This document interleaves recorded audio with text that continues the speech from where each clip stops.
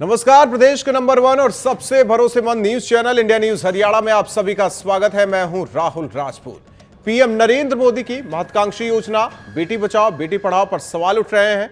रेवाड़ी जिले के सुमाखेड़ा और कुतुबपुरी गांव की दर्जनों लड़कियों ने पढ़ाई इसलिए छोड़ दी, उनके साथ अश्लील हरकत होती है। स्कूल जाते वक्त कुछ शरारती तत्व उन पर पाबंदियां कसते हैं और ये डर यूं ही नहीं है। 18 अप्रैल को इनके गांव की ही एक बच्ची के साथ, जी हां, एक बच्ची के साथ इसी रास्ते पर कुछ युवकों ने गैंगरेप किया था। इस घटना के बाद इन दो गांव के लोगों ने अपने बच्चों को लाला गांव में ना पढ़ाने का फैसला किया। प्रशासन भी इन ग्रामीणों के फैसले को बदल न सका और इंडिया न्यूज हरियाणा पर खबर चलने के बाद इन दोनों गांव के प्राइमरी स्कूल को अपग्रेड करने पर मोहर लगा दी गई है। इन ग्रामीणों को भले ही राहत मिल गई हो, लेकिन यह घटना कई बड़े सवाल खड़े करती है। रेवाड़ी जैसी घटनाओं पर कब लगेगा अंकुश और क्या ऐसे ही साकार होगी बेटी बचाओ बेटी पढ़ाओ योजना? तो क्या भयमुक्त समाज का सरकारी दावा पूरा हो पाया?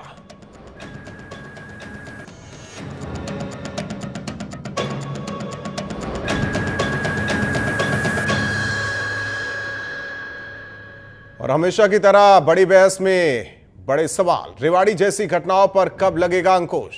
क्योंकि ये रेवाड़ी की घटना नहीं, अगर पूरे प्रदेश में देखा जाए तो ऐसी स्थिति कई जगहों पर बनी हुई है। इसके अलावा क्या ऐसे ही साकार होगी बेटी बचाओ बेटी पढ़ाओ योजना, जो कि सोनीपत की धरती से पीएम मोदी ने बेटी बचाओ बेटी पढ़ाओ योजना की शुरुआत की? क्या भयमुक्त समाज का सरकारी दावा पूरा हो पाएगा? छोटी छोटी बच्चियों बच्चों को हम कब तक महफूज रख पाएंगे?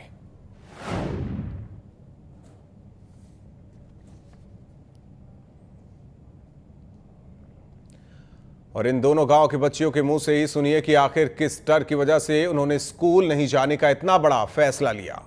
हमें स्कूल जाने में बहुत प्रॉब्लम होती है, क्योंकि रास्ते में हम जब सुबह जाते हैं और दोपहर को आते हैं तो वो हमें रास्ते में खड़े मिलते हैं और हमारे साथ छेड़छाड़ भी करते हैं। 2-3 साल पहले हमारी बहनों के साथ भी यही हुआ था, तब उस बात को दबा दिया गया था। लेकिन अब की बार हम चुप नहीं बैठेंगे, हम अपने स्कूल को 12वीं तक अपग्रेड करवा कर रहेंगे। हमारा यही लक्ष्य है और मैं प्रधानमंत्री और राज्य मंत्री से हाथ जोड़कर कहती हूँ कि हमारे स्कूल को अपग्रेड करवाया जाए। बहुत डर लगता है, क्योंकि अगर हमारे साथ कुछ हो गया तो हमारे माँ बाप किसको मुँह दिखाने के लायक। किलोमीटर दूर है, जबकि हम जाते आते रहते हैं तो हमारे साथ छेड़खानियाँ भी करते हैं।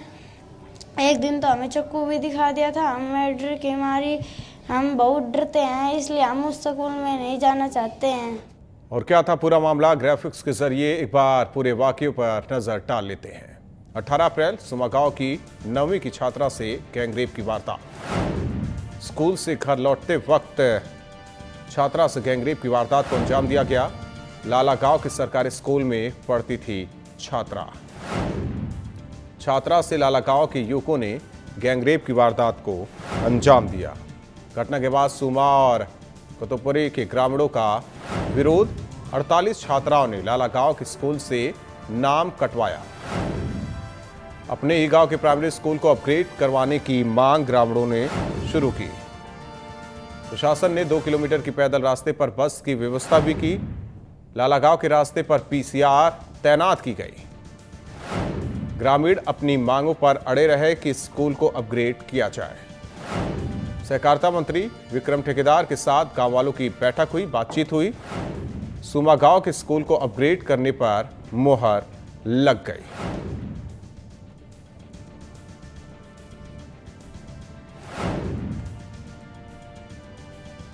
हालांकि प्रदेश के शिक्षा मंत्री ने सुमा और कुतुबपुरी गांव के प्राइमरी स्कूल को अपग्रेड करने के फैसले पर मोहर लगा दी है।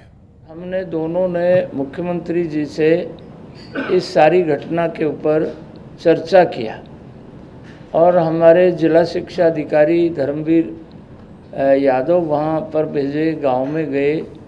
हमने अभी शिक्षा विभाग की एक बैठक की है और ये इस समस्या का हमने समाधान कर लिया है। जो लड़के इसमें दोषी पाए गए, 2 की गिरफ्तारी हो गई है। आज एसपी मैडम संगीता से भी मेरी बात हुई है, विक्रम जी हमारी दोनों की बात हुई है।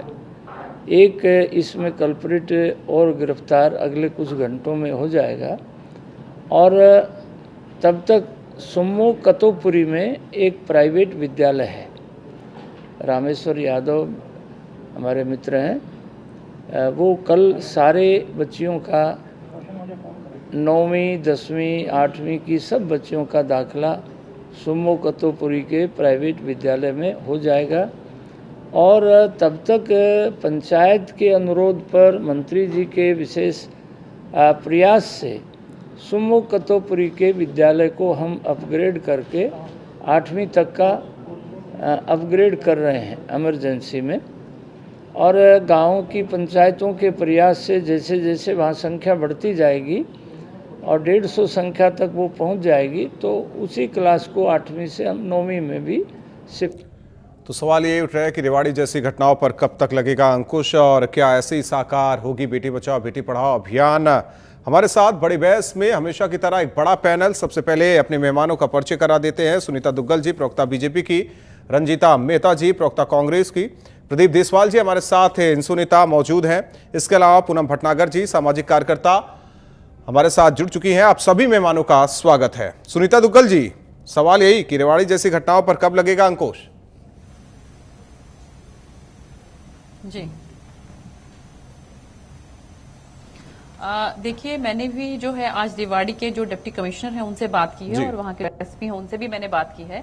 तो अगर हम इसके शुरुआत में जाएं तो वहां पर पता लगता है कि एक जो बच्ची है उसके साथ कुछ गलत हरकत हुई है और उसका एफआईआर भी दर्ज हुआ है और उसमें जो 3 जो कल्प्रिट थे उसमें से 2 जो हैं वो अरेस्ट कर लिए गए हैं। लेकिन थोड़ा सा इसमें मैं एक बात बताना चाहूंगी कि जब मेरी डिटेल में बात हुई तो ये मालूम पड़ा है कि जो वो 3 जो कल्प्रिट थे उनमें से एक के साथ जो वो हमारी बेटी है उसकी 3 दिन में 168 बार बात हुई है। तो इसका मतलब ये है कि वो उनकी जान पहचान तो थी और लेकिन फिर भी क्योंकि ये एक एफआईआर बाकायदा दर्ज हुई है तो इस एफआईआर के जो है मुताबिक 2 जो है कल्प्रिट उनको गिरफ्तार कर लिया गया है जी। और एक और मैं आपको बताती हूँ कि उसमें सरकार की तरफ से पुरजोर ये कोशिश की गई है कि आप जो भी जिस तरह से भी वहां के गांव के लोग ये चाहते हैं, जैसे उन्होंने अपग्रेड के लिए कहा तो अपग्रेड की पूरी कोशिश जो है वो सरकार की तरफ से चल रही है, जैसा कि हमारे माननीय शिक्षा मंत्री जी ने भी बताया।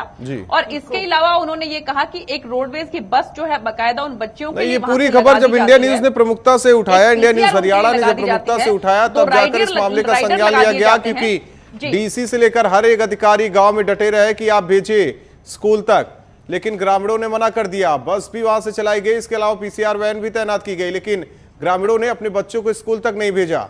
सवाल इस बात का है कि कब सुरक्षित होंगे बच्चे। पढ़ाई की बातें तो हो रही है, सोनीपत से ही बेटी बचाओ बेटी पढ़ाओ अभियान की शुरुआत पीएम मोदी ने की थी। बेटियों का हश्र क्या हो रहा है वो सब देख रहे हैं। रंजीता मेहता जी।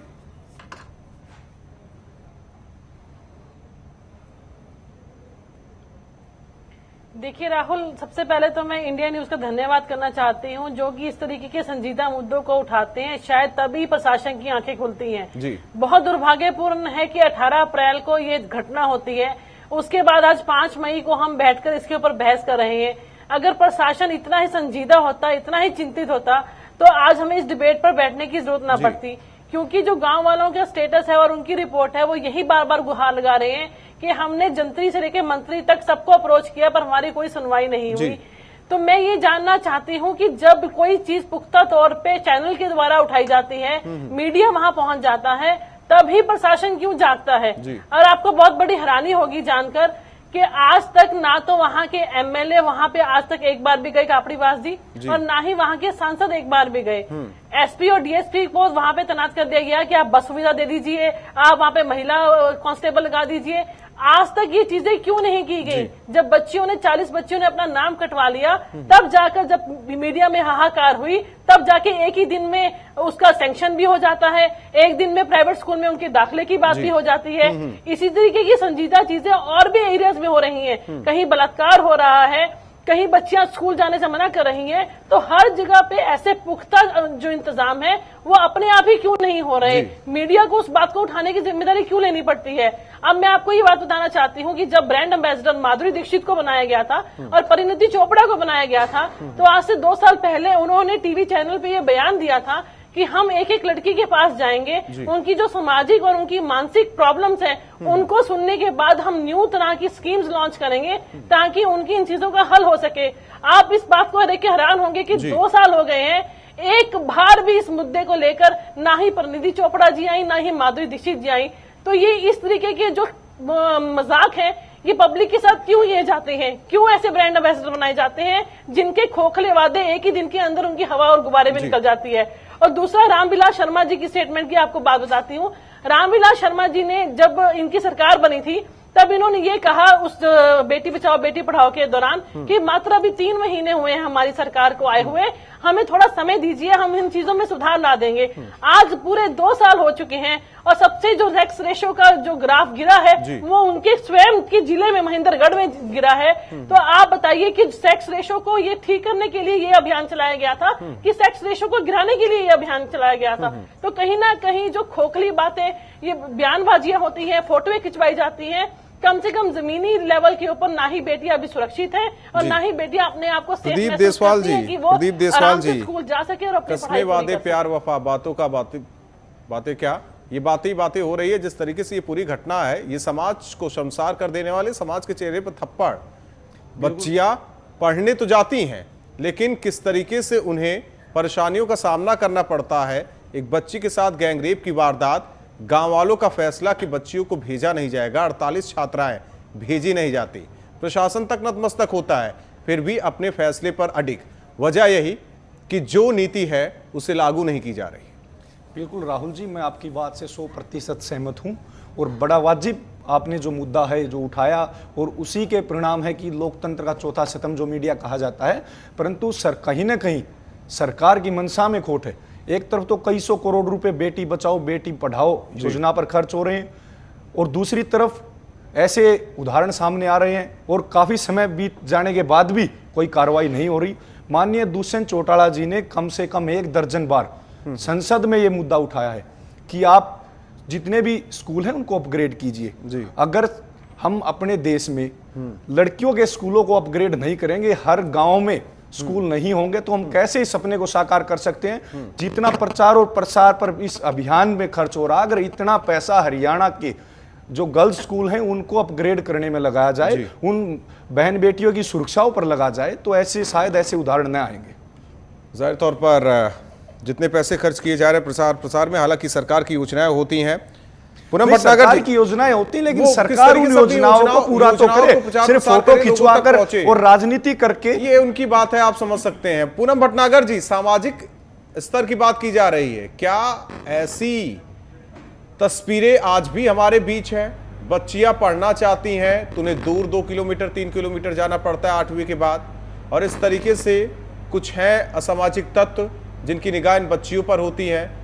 सामाजिक फैसला ही लिया गया, गांव वालों ने फैसला लिया, तब जाकर मजबूरी में अपग्रेड करने की बात कही जा रही है। पहले फैसला लिया जाता तो शायद ये तस्वीर ना आती और हम लोग चर्चा करने ना बैठते। बिल्कुल राहुल जी, लेकिन मुझे एक बात का दुख बहुत होता है जब रंजीता जी ऐसी बातें करती हैं जो कि मैं समझ नहीं पाती हूँ, क्योंकि उन्होंने वो अपना टाइम भूल जाती हैं। वो ये नहीं सोचती कि 10 साल पहले 10 साल से तो वही राज कर रहे थे, स्कूलों की कंडीशन वही थी। आज बीजेपी आई है तो वो इम्प्रूवमेंट करने की कोशिश कर रही है। मैं समझती हूँ कहीं ना कहीं ये जो स्थिति है ये सिर्फ इसी गांव की नहीं है, बहुत सारे गांव अभी भी इस तरह के हैं जो इस चीज से जूझ रहे हैं। बहुत सारे स्कूल गांव हैं जहाँ पे स्कूल्स नहीं है, जहाँ पे है तो उनमें सुविधाएं नहीं है। मैं समझती हूँ कहीं ना कहीं हम सब लोग मिलकर अगर इस परिस्थिति को सामने रखते हैं मंत्री के सामने, तो ये इसमें सुधार आता है, इसमें सुधार आता है। लेकिन अगर हम एक दूसरे को कटाक्ष करते रहेंगे, एक दूसरे की कमियां खोजेंगे, तो मैं समझती हूँ कहीं सुधार होने वाला नहीं है। ये जो डिस्कशन आप कर रहे हैं, ये डिस्कशन बहुत इंपॉर्टेंट डिस्कशन है। इसमें हम पॉलिटिकल ना डिस्कस करके हम वो मुद्दे डिस्कस करें कि किस तरह से आउटकम निकल सकता है, किस तरह से हम बच्चियों को सेव कर सकते हैं, कौन सा ऐसा वाया मीडिया है जिसकी वजह से हम पीएम मोदी कर चुके हैं। क्या क्या दिक्कतें हैं, किस तरीके से दूर की जाए। शौचालय की कमी को उन्होंने बताया। उन्होंने ये भी कहा कि छात्राएं जहां पढ़ना चाहती हैं वहां आसपास स्कूल हो, 2 किलोमीटर 3 किलोमीटर तक चल के न जाए। बहुत सारी चीजें हैं। 8वीं के बाद बच्चियां स्कूल जाना छोड़ देती हैं। तो इस पर गंभीर होना चाहिए प्रशासन को, शासन को। राहुल जी बिल्कुल प्रशासन को बहुत गंभीर होना चाहिए। और मैं समझती हूँ कि अब सरकार को जितने भी आसपास गांव हैं या जहां वहां का पार्षद है, उसको जाके अपने गांव की कमियां बतानी चाहिए। वहां का सरपंच है वो बता सकता है। जब तक आप किसी स्थिति से किसी भी मंत्री को वाकिफ नहीं करेंगे, वो डिसीजन नहीं ले पाएगा। मंत्री तो हर जगह घूमेगा नहीं, आपको ही अपनी सिचुएशन को सामने खड़ा करना पड़ेगा। और अगर उसके बाद समस्याओं का समाधान नहीं होता है, तो मैं समझती हूँ कहीं ना कहीं सरकार में कमी है। नहीं, जब कुछ अनहोनी होती है तब जाकर समस्याओं का समाधान होता है। रंजीता जी बोलिए आप। राहुल जी प्लीज, राहुल जी मैं बहुत हैरान हो रही हूँ। मिसेस भटनागर की जो व्यूज हैं वो कह रही है कि वो मैं अपना समय भूल गई हूँ। मैं ये पूछना चाहती हूँ कि आज से 10 साल पहले इन गांव की स्थिति क्या थी। जो 8वीं तक के स्कूल हमने प्राइमरी बनाए हैं, ये कांग्रेस के द्वारा ही बनाए गए हैं। और जहां तक ये बात कर रही हैं कि हम सुरक्षा देने की बात करें, मैंने भी उसी बारे में मुद्दा उठाया है। आप इस चीज को लेकर ये कह रही हैं कि बीजेपी सुधार कर रही है। अगर सुधार कर रही होती तो आज ये डिबेट पे हम ना बैठे होते। लिंगानुपात पिछले के मुकाबले अब सुधार हुआ होता। आप कोशिशों के बीच देखिए कि उनकी मंशा क्या है। मिसेस भटनागर ने भी बहुत जल्दी से कह दिया कि हम इसके ऊपर राजनीति न करें। हम इस पे राजनीति बिल्कुल नहीं कर रहे हैं, हम आंकड़ों की बात कर रहे हैं। जिन आंकड़ों को लेकर हमने स्टार्ट किया था कि हम लिंगानुपात की पीएनडीटी एक्ट तो 1996 में लागू हो गया था। 1996 से लेकर आज। रंजीता जी देखिए, लिंगानुपात पर हम आप बैठ भी चुके हैं। सवाल इस बात का है कि बच्चियां कैसे पढ़ेंगी, कैसे बढ़ेंगी। बेटी बचाओ बेटी पढ़ाओ, बेटी तो बचा लिया जाएगा लेकिन बेटी को पढ़ाया कैसे जाएगा। अगर बेटियां बच भी जाती है तो 8वीं के बाद वो लंबी दूरी तय करके स्कूल जाती है, उनके साथ ये असर होता है। सुनीता दुग्गल जी, वही आपको बात बता रही हूँ। राहुल जी, मैं आपको वही बात आते हैं। रंजीता जी आपके पास आते हैं। सुनीता दुग्गल जी, राहुल जी मैं आपको वही बात बता रही हूँ। राहुल जी मुझे जी देखिए, ये बिल्कुल सिवाय राजनीति के और रंजीता जी कुछ नहीं कर रही हैं। वो भूल गई हैं उस बात को कि जहां पर पूर्व मुख्यमंत्री के गृह जिले में अपना घर जैसे कांड होते हैं, जहां छोटे छोटे बच्चे भी सुरक्षित नहीं है। और आप ये बताइए कि यहाँ पर जो काम हुआ है उसमें कितनी तत्परता से हमारे एडमिनिस्ट्रेशन ने, हमारे पुलिस डिपार्टमेंट ने, हमारे जो डिप्टी कमिश्नर उन्होंने पूरी सुनीता दुग्गल जी, और बात रही लिंगानुपात आप जिस तत्परता की बात कर रही हैं, तत्परता तब दिखाई जाती है जब ग्रामीणों का फैसला होता है कि बच्चियों को स्कूल नहीं भेजेंगे, तब तत्परता दिखाई जाती है, तब इसके बाद बयान आता है। डीसी साहब मौके पर पहुंचते हैं, बसें लगाई जाती है, पीसीआर तैनात होती है। कहां बातें कर रही है।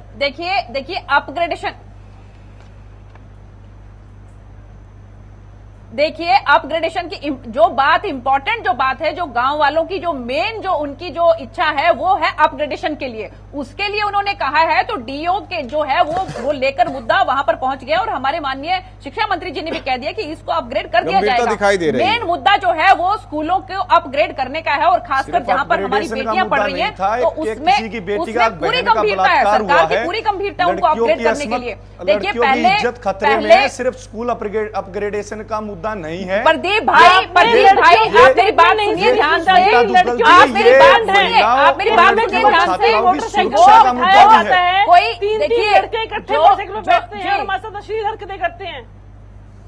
आप सिर्फ इसको अपग्रेडेशन का मुद्दा ना बताएं।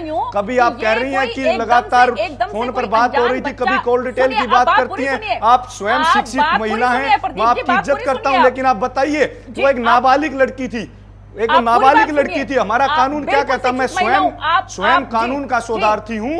आप कुछ समय पहले कह रहे थे कि फोन पर बिल्कुल। बात हुई है। फोन पर बात होना, जान जी। पहचान होना और किसी बहन बेटी का जी। बलात्कार करना, इनमें बहुत ज्यादा अंतर होता है। लॉ एंड ऑर्डर मेंटेन करना सरकार की जिम्मेवारी है, सुरक्षा देना सरकार की जिम्मेवारी है। अभी कुछ समय पहले स्मृति ईरानी जी से हमने मुलाकात की थी कि शिक्षण संस्थाओं की और विद्यार्थियों की सुरक्षा की हमने बात की थी, तो स्मृति ईरानी जी ने स्पष्ट कहा था कि ये सरकार की जिम्मेवारी है, लॉ एंड ऑर्डर मेंटेन करना स्टेट गवर्नमेंट की जिम्मेवारी है। अब स्टेट गवर्नमेंट की फेलियर को आप मानिए, इस बात को आप स्वयं एक महिला हैं। मेंटेन करना बिल्कुल सरकार की जिम्मेवारी है, लेकिन सरकार ने अपनी जिम्मेवारी नहीं निभाई, आप मानिए इस बात को।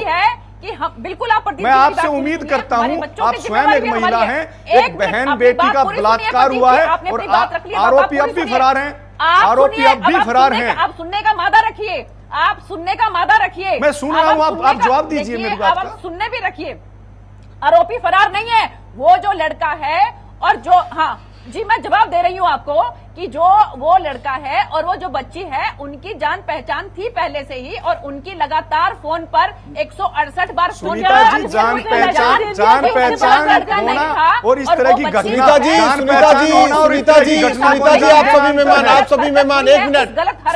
सुनीता जी आपको FIR में ये बातें मिली होंगी।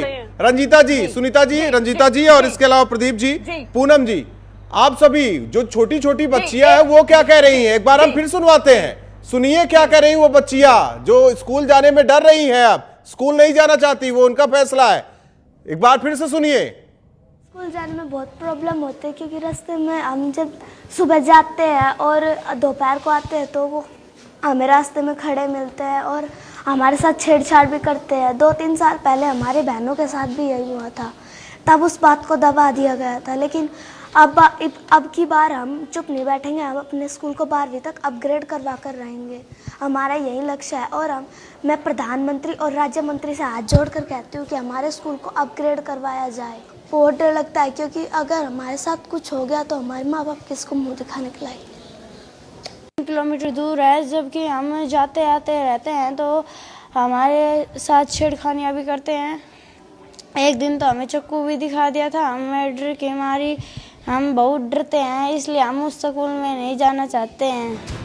दुग्गल जी, अब ये दुहाई ना दीजिएगा आपकी कि उस लड़की का एक लड़के से बातचीत कई बार हुई। सवाल इस बात का, ये दोनों बच्चियां क्या ये भी बात कर रही? बात सुनिए, पहले बात सुनिए, आप पहले बात सुनिए, फिर इसके बाद जवाब दीजिएगा। ये छोटी छोटी बच्चियां कह रही कि इनके साथ छेड़छाड़ हुई, इससे पहले भी कई बच्चियों के साथ छेड़छाड़ हुई, फाबत्तियां कसी गई।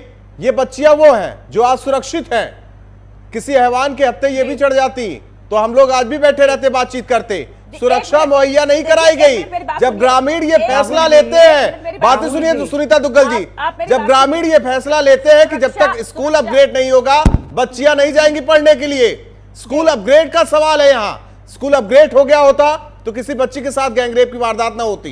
जी जी जी राहुल जी, पूनम जी आते हैं, सुनीता जी से ये सवाल हो जाए बस। बात सुनिए जरा, जो बच्ची पहली बार जो बोल रही थी कि अब हम अब स्कूल को राहुल जी, मैं ये बात कहना चाहती हूँ, अगर पूनम जी आते हैं आपके पास, सुनीता जी की बातें पूरी हो जाने दीजिए। की उम्र क्या है, क्योंकि मैं देख नहीं पा रही हूँ यहाँ पर, जरा मुझे बताएंगे प्लीज।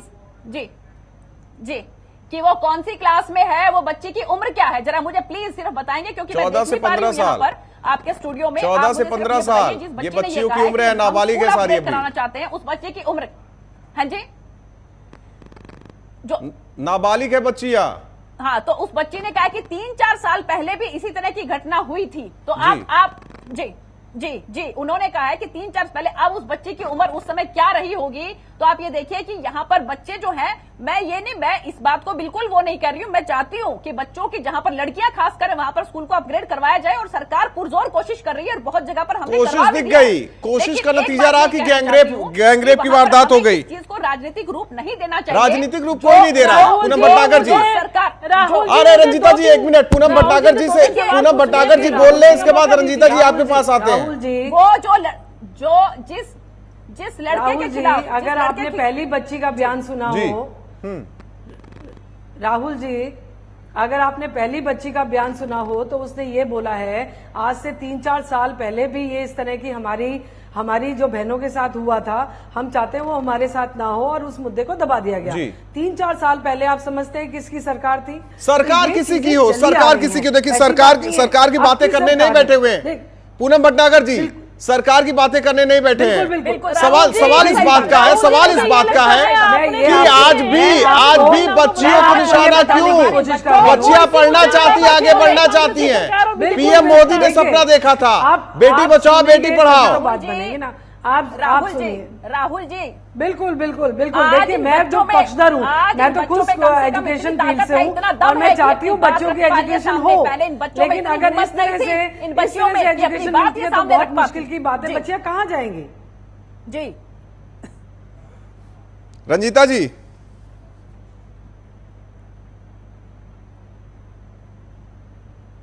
रंजीता जी बोलिए। जो ये बच्चियों का बयान है कि 2-3 साल पहले भी ये घटना हुई थी, एक्चुअल में ये घटना हुई थी, तब जो लड़की ने बयान दिया है कि 2-3 साल पहले भी ये घटना हमारे साथ हुई थी, एक्चुअल में ही घटना हुई थी, तब बिल्कुल कांग्रेस की सरकार थी। तब हमने इस मामले को संजीदा से लेते हुए हमने प्रॉपर लड़कियों को वहां पर सुरक्षा प्रदान की थी और पुलिस कर्मियों की ड्यूटी लगाई हुई थी कि वहां पे प्रॉपर ड्यूटी देते रहे जब तक बच्चे स्कूल में जाती हैं। जब सरकार चेंज हुई है उसके बाद ये प्रक्रिया खत्म हुई है और दोबारा से तांडव लड़कों का वहां पे शुरू हुआ है। आप इस बात को संज्ञान लीजिए और चाहे आप इसकी रिपोर्ट वहां पे चेक करवा लीजिए कि ऐसा हुआ था कि नहीं हुआ था। बच्ची ने झूठ बोला कि पहले वो बात दबा देगी थी, इसका मतलब वो दबा देगी थी कि गाँव वाले जो है, गाँव वाले ऐसी संजीदा चीजों को दबाते हैं, वो ऐसी चीजों को अपनी बहन बेटियों की इज्जत को सरेआम नहीं उछालते। देखिए, अगर बार प्रशासन की आगे गुहार लगाई और वो दबाया जाता है, कुछ भी नहीं हुआ। सरकार की कमी है उसमें। अब हमारी उसके बाद आप सब लोग आगे आए हैं। अब हमारी बच्चियां मुखर होकर ये बात रख पा रही हैं क्योंकि उनके अंदर हिम्मत है। उनको पता है कि सरकार जो है साथ देगी। बीजेपी सरकार पता है कि हिम्मत पहले हमारा साथ देगी। छेड़छाड़ हुई थी तब गैंगरेप की वारदात नहीं अंजाम दी गई थी। जब तुलना कर रही है तो ये भी तुलना कर लीजिए। आपके सामने अपना घर को आप देख लीजिए। उन्होंने ये कहा, उन्होंने नहीं तो उनके शासनकाल में जो हुआ क्या इस शासनकाल में होगा इस सरकार के? आज हमारी बच्चियां सुरक्षित है, हमारी मतलब अच्छे कामों के लिए नहीं, बुरे कामों के लिए तुलना हो एक बिल्कुल दूसरे भी से नहीं कर रहे होगी, हैं। बिल्कुल भी नहीं होगा। इसीलिए उसको पकड़ लिया गया है। ये तो इसीलिए उस लड़के को तुरंत गिरफ्तार कर लिया गया है और उसके साथ जो दूसरा लड़का था उसको भी पकड़ लिया गया। बहुत ही दुर्भाग्यपूर्ण है। चलिए आप सभी मेहमान हमारे साथ बने रहिए। आप सभी मेहमान हमारे साथ बने रहिए। यहाँ रुकते एक छोटे से ब्रेक के लिए, बड़ी बहस जारी है।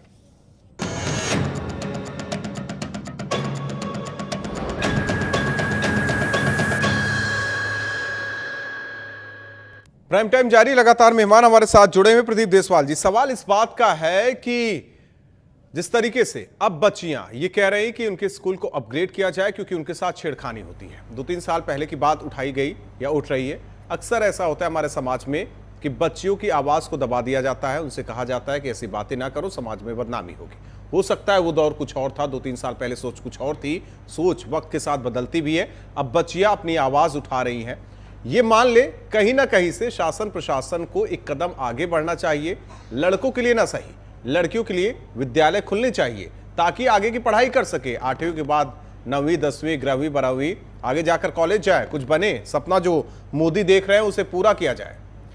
बिल्कुल राहुल जी, मैं आपकी बात से सहमत हूं। अगर हम आंकड़े उठाकर देखें जी, तो टोटल 30% ही हमारी बहनें ऐसी हैं जो उच्च शिक्षा के लिए विश्वविद्यालयों तक पहुंच पाती हैं। 70% जो हमारी बहनें हैं वो विश्वविद्यालयों तक पहुंच, यूनिवर्सिटी तक पहुंच ही नहीं पाती। और उसके यही ऐसी तरह के कुछ कारण रहे हैं। अगर हम प्रत्येक गांव में अगर हम पॉपुलेशन की बात करें तो जहां ये घटना घटी है, पॉपुलेशन के हिसाब से सभी जितने भी मापदंड हैं उन पर ये गांव खड़े उतरते हैं। और मैं तो ये कहूंगा, जैसे कि दुष्यंत चौटाला जी ने लिखित में ये मांग की थी सरकार से कि सभी जो गर्ल्स स्कूल हैं उनको अपग्रेड किया जाना चाहिए। इसके साथ साथ गाँव में जो महिला कांस्टेबल हैं उनको महिला मित्र के तौर पर उनकी ड्यूटी लगाई जानी चाहिए। और सिविल ड्रेस में, क्योंकि कहीं ना कहीं हमारे समाज में, विशेषकर हमारी बहनों में, महिलाओं में एक खाकी वर्दी के प्रति एक दूसरी नज़र है जी। इसलिए महिला मित्र के तौर पर सिविल ड्रेस में ड्यूटियां लगाई जानी चाहिए। इसके साथ साथ जैसे पाकिस्तान में एक स्कूल पर हमला हुआ था, उस समय गृह मंत्रालय की तरफ से लिखित में आदेश आए थे कि शिक्षण संस्थाओं की सुरक्षा और महिलाओं और छात्राओं की सुरक्षा के पुख्ता प्रबंध होने चाहिए और इसके लिए सरकार जिम्मेवार होगी। तो सरकार ऊपर से नीचे तक, सेंटर से लेकर हरियाणा तक सरकार भारतीय जनता पार्टी की है और law and order according to rule, law and order maintain करना, सुरक्षा मुहैया कराना ये सरकार की जिम्मेवारी होती है और सरकार अपनी जिम्मेवारियों को निभाए। और इस मुद्दे पर हम चाहते हैं कि राजनीति करने की बजाय एक सार्थक पहल करते हुए समाधान की तरफ हम इसको लेकर जाएं ताकि भविष्य में ऐसी घटना ना दोहराई जाए।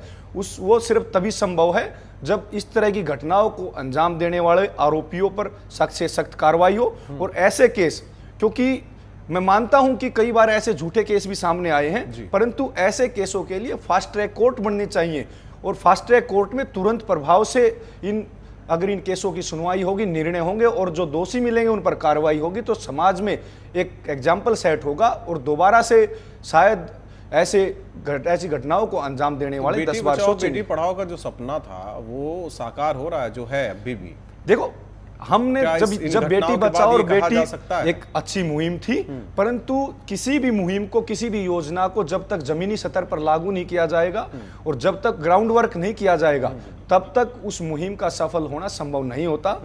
ये सिर्फ मीडिया में हॉलीवुड या बॉलीवुड की जो हीरोइनें हैं उनको आगे करके सुर्खियां बटोरने तक सीमित रहेगा तो शायद मैं मानता हूं कि ये बिल्कुल फ्लॉप शो होगा। नहीं तो इसके लिए जरूर जितने स्कूल अपग्रेड करने में दिक्कत क्या होती है? क्या कोई दिक्कत है जिस वजह से स्कूल को अपग्रेड नहीं किया जा रहा है? इसका जो उचित जवाब है वो तो सरकार में बैठे नुमाइंदे ही बता पाएंगे, लेकिन मैं ये कहूंगा अपग्रेड तो किया जा रहा है। जितनी ग्रांट, अगर हम बात करें बेटी बचाओ और बेटी पढ़ाओ इस मुहिम पर जितनी ग्रांट खर्च हो रही है, अगर उस ग्रांट को हमारी बहन बेटियों की सुरक्षा और उनकी शिक्षा पर और उनके स्कूलों को अपग्रेड करने पर अगर खर्च किया जाए तो शायद कुछ प्रतिशत सकारात्मक परिणाम जरूर आएंगे।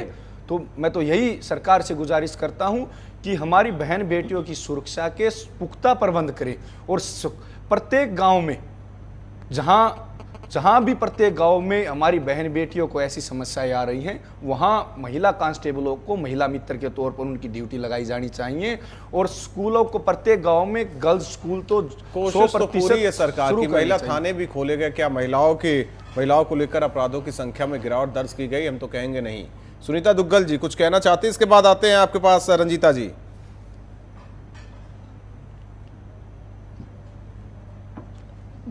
जी राहुल जी, देखिए सरकार की जो नई शिक्षा नीति है, अगर आप उसको सारा डिटेल में देखें तो बहुत सी बातों को, बच्चियों को खास में ध्यान रखकर वो नीति बनाई गई है, जिसके अंदर बाकायदा ये है कि जहां बच्चियां हैं वहां पर 50 साल की उम्र से ज्यादा जो है वो पुरुष जो है वो काम नहीं करेगा, वहां पर सारी की सारी टीचर्स जो है महिलाएं रहेंगी। इसके अलावा बाकायदा वहां पर पीसीआर का अरेंजमेंट किया जाएगा। लेकिन थोड़ा सा अपग्रेडेशन के लिए मैं आपको बताऊं कि एक कुछ क्राइटेरिया होता है, कुछ लिमिटेशंस होती हैं कि जब तक इतने स्टूडेंट्स जो हैं वो एक स्कूल में नहीं होते तब तक उस स्कूल की अपग्रेडेशन में कुछ प्रॉब्लम्स आती हैं। लेकिन फिर भी मैं आपको ये कहना चाहूंगी कि सरकार क्योंकि इस बात को लेकर बहुत ज्यादा संजीदा है, इसलिए हमारे माननीय शिक्षा मंत्री जी भी और हमारे माननीय मुख्यमंत्री जी भी वो ये चाहते हैं कि अगर इस तरह की लिमिटेशंस को जो है वो एक नजरअंदाज करके भी अगर अपग्रेडेशन जो है बच्चियों के स्कूल की जाए तो बिल्कुल हमारी सरकार इसमें कोताही नहीं बरतेगी और सरकार बिल्कुल पीछे नहीं रहेगी।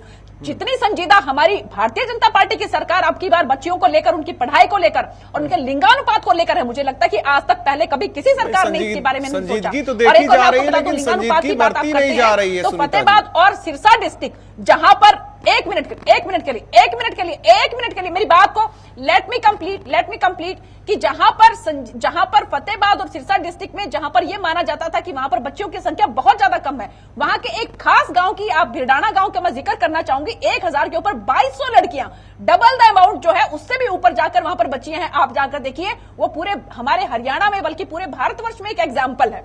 तो देखिए, ये हमारी जो बच्चियों को बेटी पढ़ाओ बेटी बचाओ की जो योजना थी, जो हमारे माननीय प्रधानमंत्री जी की जो सोच थी, जो हमारे माननीय मुख्यमंत्री जी की जो सोच थी, उसी सोच के जरिए हमारे ये नतीजे निकल रहे हैं। कहीं जगह पर हमें कम भी नजर आते हैं तो सरकार इस चीज को लेकर बहुत ज्यादा सेंसिटिव है। सोच पर सवाल थोड़ी उठाए जा रहे हैं, सोच पर सवाल नहीं उठा रहे हैं, कार्यशैली पर सवाल उठ रहा है। जो शौचालय जो है, चलिए बहुत हो गया रंजीता मेहता जी। आप देखिए राहुल जी, आज तक कभी किसी ने शौचालय के बारे में नहीं सोचा।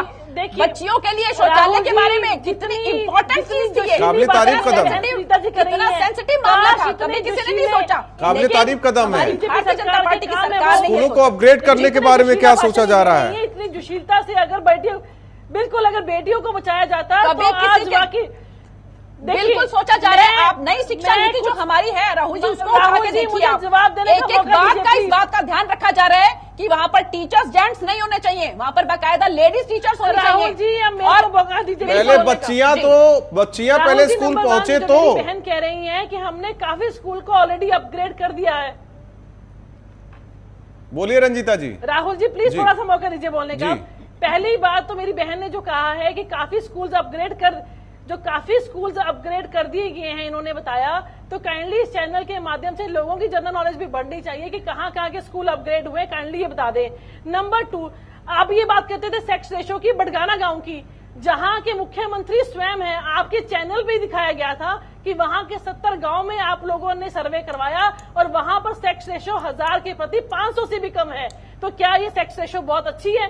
एक तरफ 2200 की बात करते हैं बडगाना गांव की, जहां पे मुख्यमंत्री स्वयं विधायक हैं, वहां की सेक्स रेशो के ऊपर सवालिया निशान क्यों है? आपके शिक्षा मंत्री एवरेज प्रदेश का लिंगानुपात बढ़ा या नहीं बढ़ा है? वो घटा है। मेरे पास बढ़ा। पूरे आंकड़े हैं, बिल्कुल बढ़ा। टोटल अगर आप बात करते हैं, अगर टोटलिटी में आंकड़ों की बात करते हैं, 871 का आंकड़ा था जो इन्होंने बढ़ाकर 875 कर दिया। ये गलत आंकड़ों का खेल, ये गलत आंकड़ों का खेल कांग्रेस को बहुत अच्छे से आता है, हमें मालूम है। ये आंकड़ों में ही सरकार, कांग्रेस की पिछली सरकार आंकड़ों में ही रही है, घोटालों के आंकड़ों में, आंकड़ों के खेल के और कुछ नहीं आता। इन्होंने 1584 फिल्म शोज दिखाए हैं। इतना खर्चा करने के बाद औसतन 5 लड़कियों की जो रेशो है वो बढ़ी है। अगर यही चीज आप लड़कियों की शादी के लिए, लड़कियों की तमाम उम्र की पढ़ाई के लिए सबने पैसा बढ़ाया, तो लोग शगुन योजना में, और बच्चियों का विवाह बचाएंगे। शगुन योजना में, लड़कियों को सुरक्षा प्रदान कीजिए, ना कि आप पैसा बढ़ाया। आप चिंता ना करें, आप इन ब्रांड एम्बेसडर्स के ऊपर पैसे खर्च करें, बल्कि आप हरियाणा में पैदा होने वाली लड़कियां जो आज से पैदा हो, उनका भविष्य अगर सुरक्षित कर दें तो लड़कियां अपने आप पैदा भी होंगी और लड़कियां अपने आप पढ़ेंगी भी। उसके लिए ना तो आपको एड पे पैसा खर्च करने की जरूरत है, ना ही आपको ब्रांड एम्बेसडर्स बनाने की जरूरत है। पूनम भटनागर जी, भारतीय जनता पार्टी की पूनम भटनागर जी सामाजिक कार्यकर्ता आप हैं, सवाल छोटी छोटी बच्चियों को लेकर है जो स्कूल जाती हैं, वो बच्चियां जो हाई स्कूल, इंटर यानी कि 10 प्लस 2 इसके अलावा हायर एजुकेशन लेना चाहती है आगे बढ़कर, भयमुक्त समाज का जो सपना है, जो बातें हैं, जो सरकारी दावे हैं, इस घटना के बाद क्या कुछ आपको लगता है सामाजिक स्तर किस तरीके से गिर रहा है? क्या कुछ जरूरत होनी चाहिए? क्या कुछ जो दावे हैं क्या वो पुख्ता साबित हो रहे हैं? आपको लगता है क्या? नहीं, देखिए अभी जो सुरक्षा प्रदान होनी चाहिए कहीं ना कहीं वहां हम लोग अभी नहीं कर पा रहे हैं, क्योंकि आज भी जहां रेप हो रहे हैं तो वो क्यों हो रहे हैं, कारण है उसके पीछे कि आज भी सुरक्षा बच्चियों को नहीं मिल पा रही है। और ये जीता जागता उदाहरण आपके सामने इस गांव का है जहां बच्चियां वापस चली गई और उन्होंने स्कूल में आना बंद कर दिया। तो कहीं ना कहीं बच्चियों में खौफ है, क्योंकि बच्चे आज भी उस तरह के खुले घूम रहे हैं और उन्हें पता है कुछ होगा नहीं, होगा तो हमारे माँ बाप हैं जो हमें बचा लेंगे। ये जो कानून का खौफ होना चाहिए एक्चुअल में, वो अभी तक हमारे समाज में, हमारे दरिंदरों के बीच में नहीं आ पाया है। ये आना बहुत जरूरी है। जब तक आप कानून को सख्त नहीं करेंगे और कानून को सख्त के साथ साथ इम्प्लीमेंट नहीं करेंगे, आज जो एजेंसी इम्प्लीमेंटिंग एजेंसीज हैं जो कानून को लागू करती है, कहीं ना कहीं उनका लचीलापन भी है। तो मैं समझती हूँ लड़कियां अभी सेफ नहीं है। कई बच्चियां बहुत दूर से ट्रेवल करके अच्छी शिक्षा प्राप्त करने आती हैं जस्ट कि वो समाज में अपना स्थान बना सके। बहुत दूर दूर से लड़कियां आती हैं, लेकिन उनके अंदर भी अभी खौफ है, क्योंकि बीच में वो कई तरह की परिस्थितियों से गुजरती हैं, चाहे वो बसों के रूट के अंदर हो, चाहे वो पैदल चलते वक्त हो। आज खौफ है, उस खौफ को हम सबको मिलकर दूर करना होगा, चाहे वो सामाजिक संस्थाएं हैं, चाहे सरकार है, चाहे सरकार के बैठे हुए नुमाइंदे हैं। बहुत काम करने की जरूरत है और उसमें पॉलिटिकल पार्टीज भी हैं, चाहे वो विपक्ष की हैं चाहे प्रेजेंट में हैं। ये नहीं है कि आज अगर जो राज कर रहा है ये उसी की ड्यूटी बनती है, ऐसा नहीं है। ये हम सबका योगदान इसमें होना चाहिए, क्योंकि हमारी सबकी बच्चियां पढ़ती हैं। 68 साल बाद भी योगदान की बातें कही जा रही, जो पुख्ता हो जानी चाहिए आजादी के बाद। 68 साल बाद भी हम लोग आज यही बातें कर रहे हैं।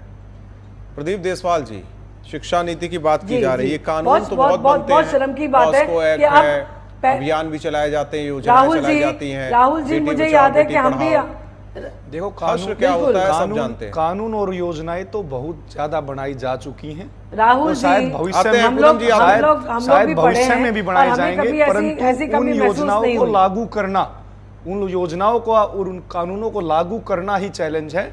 और अगर सख्ताई से पालन किया जाए कानून का और उन योजनाओं को जमीनी स्तर पर कार्य कर कर उनको लागू किया जाए, तभी सार्थक परिणाम आ सकते हैं। तो नहीं करेंगे, सिर्फ दिखावा नहीं, हमारी सबकी जिम्मेवारी है, परंतु क्योंकि सत्ता में सरकार के पास पूरी मशीनरी होती है, बजट होता है, सरकार की कलम में ताकत होती है, तो सरकार की सबसे ज्यादा जिम्मेवारी होती है। हम और आप तो सिर्फ सहयोग कर सकते हैं सरकार का, परंतु इसको लागू करना, कानून बनाना, योजनाएं बनाना, योजनाओं को जमीनी स्तर पर अमल में लाना, ये सरकार की जिम्मेवारी है। और सरकार अगर अच्छे तरीके से, ठीक नियत से और अनुभव के साथ काम करे तो कुछ ना कुछ परिणाम तो जरूर सार्थक नियत तो हम भी ढूंढ रहे हैं। परंतु जब नियत और नीति में खोट होता है तो ऐसे ही दुष्परिणाम सामने आते हैं। सुनीता दुग्गल जी, फाइनल कमेंट।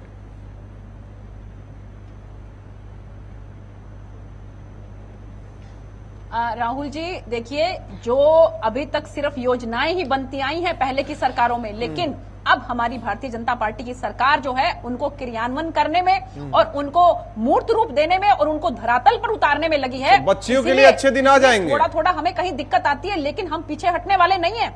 हम पूरे कटिबद्ध हैं इस बात को लेकर कि हमारी बच्चियां, बिल्कुल बच्चियों के लिए बहुत अच्छे दिन आने वाले। मैं आपको बताती हूँ धीरे धीरे, आप ये देखिए, हमारे हरियाणा का नंबर 1 होगा बच्चियों के मामले में। जितनी पढ़ी लिखी और जितनी कॉन्फिडेंट हमारी बच्चियां आपको मिलेंगी, इतनी मैं बता सकती हूँ कि पूरे इंडिया में आपको कहीं नहीं मिलेंगी। स्कूलों में जाना बंद कर रही है लड़कियां। प्रधानमंत्री जी इस बात को लेकर बहुत छोटी छोटी लड़कियां कह रही है हमारी सुरक्षा के पुख्ता प्रबंध नहीं है, और सरकार की देखिए लड़कियां बिल्कुल बंद नहीं करती हैं। लड़कियों के लिए बाकायदा सरकार ने वहां पर बस का इंतजाम किया, लड़कियों के लिए टीचर को वहां भेज दिया। आप पूरी तैयारी के साथ नहीं आए सुनीता जी। सुनीता दुग्गल जी, आप पूरी तैयारी के साथ नहीं आए, आधी अधूरी जानकारी के साथ बैठी है। जब ग्रामीणों ने फैसला लिया तब बस की तैयारी की गई, तब बस लगाई गई, तब पीसीआर वैन तैनात की गई। रंजीता जी देखिए, फाइनल कमेंट, शो को वाइंड अप करना है, फाइनल कमेंट सब एक एक करके दे दीजिए। रंजीता जी, टीचर भी राहुल जी, टीचर भी भेजा गया कि अगर वो वहीं पढ़ना चाहे तो वहां पढ़ सकती हैं। रंजीता जी फाइनल कमेंट। देखिए, अभी मैंने आपके सामने एक सवाल पूछा था कि इन्होंने कहा था कि स्कूल अपग्रेड हुए हैं। मैंने अभी इनसे एक सवाल किया गया था कि कौन से स्कूल अपग्रेड हुए, काइंडली उसकी लिस्ट दें। वो लिस्ट इसलिए नहीं मिली क्योंकि कोई स्कूल अभी तक अपग्रेड हुआ नहीं, मैं आपको बता देती हूँ। और जहां तक बच्चियों को बचाने की बात है, मैं अभी आपको पहले आंकड़ा बता रही थी कि 1996 में पीएनडीटी एक्ट लागू हो गया था। पर आपको हैरानी बहुत बड़ी सुनकर होगी कि आज 17 साल के अंदर अगर हम आंकड़ों की बात करते हैं तो टोटल जितने 1874 जो नर्सिंग होम है उनके खिलाफ केस दर्ज हुआ, और उसमें से सिर्फ 82 लोगों को सजा मिली है, और जितनी लड़कियां मारी जा चुकी है इस वजह से वो है 1 करोड़ से भी ऊपर। तो ये बहुत बड़ा दुर्भाग्य है हमारे तो पूरे प्रदेश के लिए। मारी जाए जब जन्म ले बच्चियां, तो सामाजिक स्तर पर उन्हें मारा जाए, सामाजिक तत्व उन्हें मारे, और कुछ नीति शासन प्रशासन की वो मारे। पूनम भटनागर जी, बिल्कुल पूनम भटनागर जी, जब तक हम बेटियों को, मैं आखिरी में यही कहना चाहूंगी कि बहुत कुछ करना बाकी है, सहयोग की बहुत ज्यादा जरूरत है, और सरकार को कहीं ना कहीं गंभीरता दिखाने की जरूरत है। आज भी हमारी बच्चियां समाज में निकलते हुए थोड़ा डरती हैं, वो उस चीज की कमी दूर करना बहुत जरूरी है, और उसमें सबका सहयोग जरूरी है। केवल हम सरकार को ही दोषी नहीं मान सकते। मैं समझती हूँ हम सब लोग उसमें सहयोग करें तो ज्यादा अच्छा होगा। प्रदीप जी, बिल्कुल बहन जी ने ठीक बताया, हमारी सभी की जिम्मेवारी है और हम सहयोग की उम्मीद भी करते हैं और सहयोग हम भी करेंगे। परंतु भारतीय जनता पार्टी ने जो चुनाव घोषणा पत्र में जो वायदे किए थे, जो शिक्षण संस्थाओं की सुरक्षा की बात की थी, छात्राओं की सुरक्षा की बात की थी, जो स्कूल अपग्रेडेशन की बात की थी, जो शिक्षा नीतियां बनाने की बात की थी, उनको लागू करे, अपने वायदों को पूरा करे। क्योंकि सिर्फ वायदे करना, चुनाव घोषणा पत्र में डालना और वोट बैंक की राजनीति करना ही उद्देश्य नहीं होना चाहिए। सत्ता सुख भोगने का साधन नहीं, जन सेवा का माध्यम है, ये चौधरी देवीलाल जी कहते थे। और इन्हीं नीतियों पर काम करते हुए सरकार को चाहिए कि हरियाणा के प्रत्येक गांव में महिलाओं की सुरक्षा और लड़कियों के लिए विशेषकर लड़कियों के जो स्कूल्स हैं उनको अपग्रेड किया जाए। जहां स्कूल नहीं वहां स्कूल खोले जाने चाहिए। और सरकार को यह उद्देश्य एक युद्ध स्तर पर तैयारियों के साथ करना चाहिए इसको पूरा। और अगर तैयारियों के साथ प्रॉपर बजट अगर आप लगाएंगे और जो जो रिक्त पद हैं जो शिक्षकों के उनको भरेंगे और स्कूलों को अपग्रेड करेंगे, तो शायद ऐसे भविष्य में ऐसी जो असुविधाएं हो रही हैं, ऐसे एग्जाम्पल जो दिख रहे हैं, वो शायद भविष्य में ना आए।